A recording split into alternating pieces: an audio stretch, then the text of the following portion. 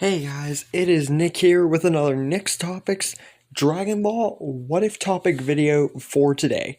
And today we are getting into part 17 of What If Hercule was a Z Fighter. Now, this is going to be a short episode because we're getting close to the end of the series, but I'll still make it kind of good nonetheless. Well, I'll try to make it good in general, not just kind of good. Anyways, last time to recap, Goku, Hercule, Gohan, and Videl were gifted training on Supreme Kai's planet with the Z-Sword, led to it being broken and Elder Kai unlocking all of their potentials, and all of them a lot stronger. Hercule would also be mastering his Super Hercule form, a fan-made form, just to clarify that, and try to use it as well as Mystic. So, there would definitely be a lot of growth here. Then we get into the introduction of the Beerus and Whis arc, well, Beerus arc mainly, and to just tell you guys the big differences, like I said, small recaps, Pan, instead of not even being born yet, is a young child. So, that means a lot more. And then we get into the Super Saiyan God versus Beerus fight, which does happen like the original, because there's no reason as to why it wouldn't.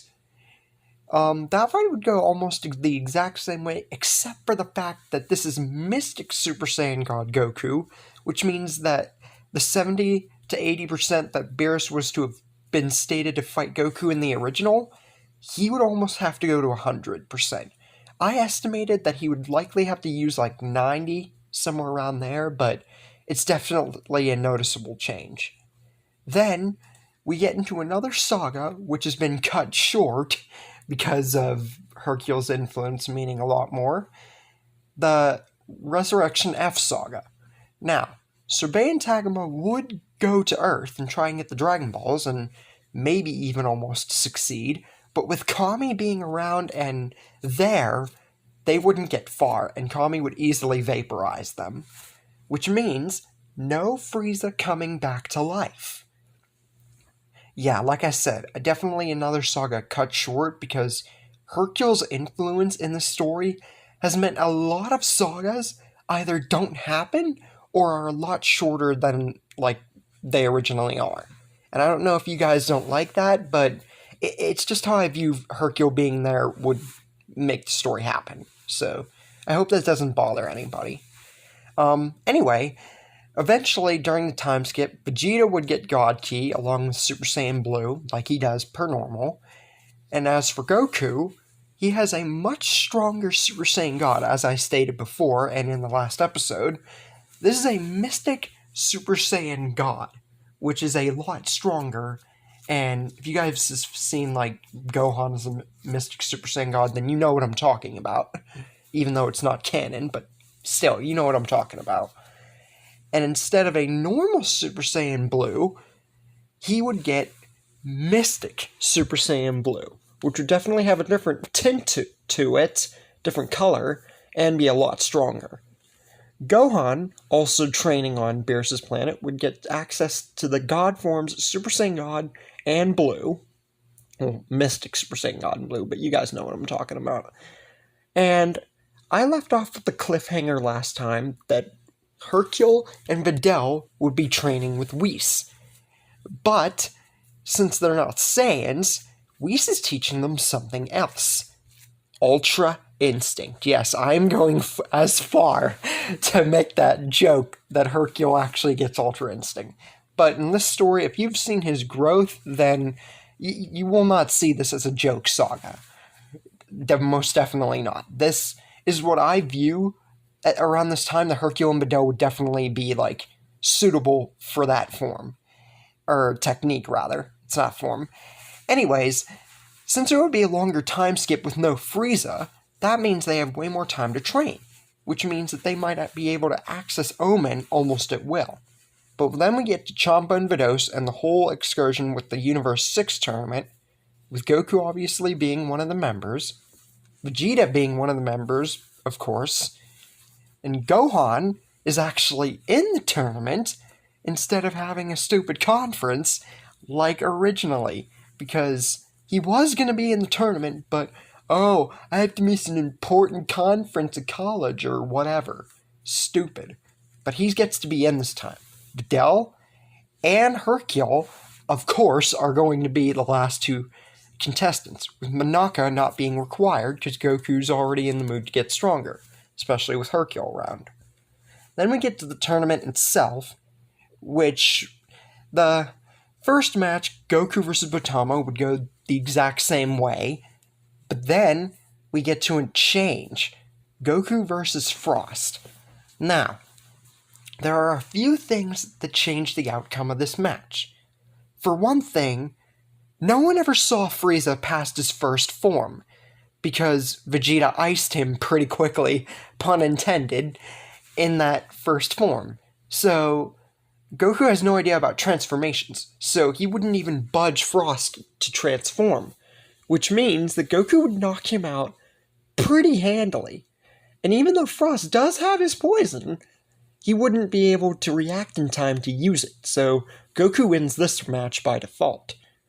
Then we get into Goku fighting Vegeta next, and Vegeta using his flames to try and smoke Goku into losing, like what happened originally with Vegeta versus Vegeta. Goku, in a split-second moment, instead of going Super Saiyan, goes God right away to end the match before it can become a problem and him suffocate. So, with that, he didn't even have to insult Vegeta, he just flat out knocked him out. So no one knows about Vegeta's weakness, as of now. We then get to Goku versus Kaba, and this would be a much friendlier match than Vegeta versus Kaba, and Kaba would get great enjoyment out of fighting Goku, Goku being the same way. I do think that even though Goku would be fighting Kaba here, that he would still coach him into transforming into a Super Saiyan. But it would be a lot more friendly, Goku ultimately being the victor. We then get into the Goku versus Hit fight, which would go the exact same way that it did before, all except for one thing. Goku is the first to fight him, so that means he's a little bit more injured, because he had to figure the time skip thing out right away. It's a little bit more injured, not too much of a change.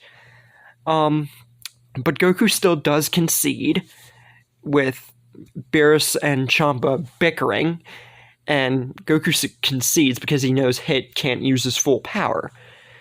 Hit is noticeably still injured here, and Hercule is the next one to fight.